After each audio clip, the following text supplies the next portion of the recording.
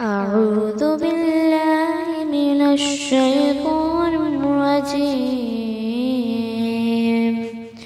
بسم الله الرحمن الرحيم. الرحمن علم القرآن خلق الإنسان علمه البيان. الشمس والقمر بحسبان والنجم والشجر يسجدان والسماء رفعها ووضع الميزان ألا تطغوا في الميزان وأقيموا الوزن بالقسط ولا تخسروا الميزان. والأرض وضعها للأنام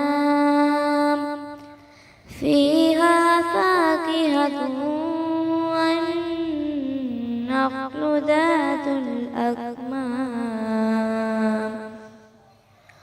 والحب ذو العصف والريحان. فبأي آلاء ربكما تكذبان. خلق الإنسان من صلصال كالفخار وخلق الجن من مارج من نار. فبأي آلاء ربكما تكذبان. رب المشرقين ورب المغربين.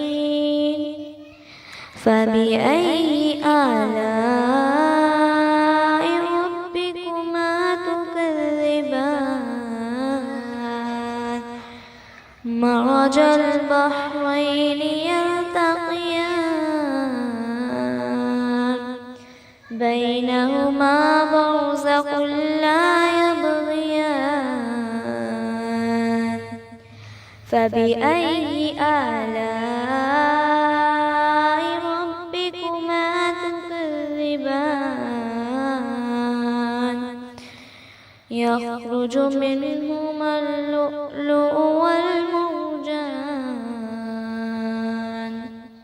فبأي آلاء ربكما تكذبان. وله الجوار المنشآت في البحر كالأعلام. فبأي آلاء ربكما تكذبان. كل من عليها فان ويبقى وجه ربك ذو الجلال والإكرام. فبأي آلاء ربكما تكذبان. يسأله من في السماوات والأرض كل يوم هو في شأن. فبأي آلاء ربكما تكذبان. سنفرغ لكم أيها الثقلان. فبأي آلاء ربكما تكذبان. يا معشر الجن والإنس إن استطعتم أن تنفذوا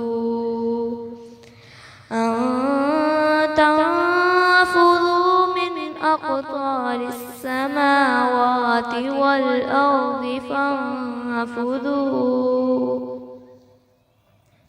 لا تنفذون إلا بسلطان فبأي آلاء ربكما تكذبان يرسل عليكما شواظ من نار ونحاس فلا تنتصران فبأي آلاء ربكما تكذبان فإذا انشقت السماء فكانت وردة كالدهان فبأي آلاء ربكما تكذبان فيومئذ لا يسأل عن ذنبه إنس ولا جان فبأي آلاء ربكما تكذبان يعرف المجرمون بسيماهم فيؤخذ بالنواصي والأقدام فبأي آلاء ربكما تكذبان هذه جهنم التي يكذب بها المجرمون يطوفون بينها وبين حميم آن فبأي آلاء ربكما تكذبان ولمن خاف مقام ربه جنتان فبأي آلاء ربكما تكذبان ذواتا أفنان فبأي آلاء ربكما تكذبان فيهما عينان تجريان فبأي آلاء ربكما تكذبان فيهما من كل فاكهة زوجان فبأي آلاء ربكما تكذبان متكئين على فرش بطائنها من استبرق وجنى الجنتين دان فبأي آلاء ربكما تكذبان فيهن قاصرات الطرف لم يطمثهن إنس قبلهم ولا جان فبأي آلاء ربكما تكذبان كأن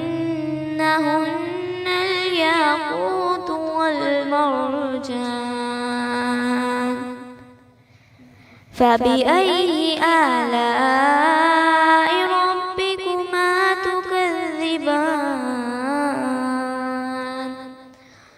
هل جزاء الإحسان إلا الإحسان فبأي آلاء ربكما تكذبان ومن دونهما جنتان فبأي آلاء ربكما تكذبان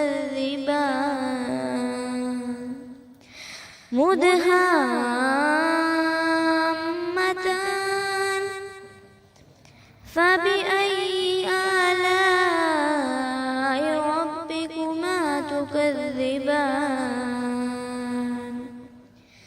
فيهما عينان نضاختان فبأي آلاء ربكما تكذبان فيهما فاكهة ونخل ورمان فبأي آلاء ربكما تكذبان فيهن خيرات حسان فبأي آلاء ربكما تكذبان حور مقصورات وفي الخيام فبأي آلاء ربكما تكذبان لم يطمثهن إنس قبلهم ولا جان فبأي آلاء ربكما تكذبان متكئين على رفرف خضر وأبقري حسان فبأي آلاء ربكما تكذبان تبارك اسم ربك ذي الجلال والإكرام صدق الله العظيم.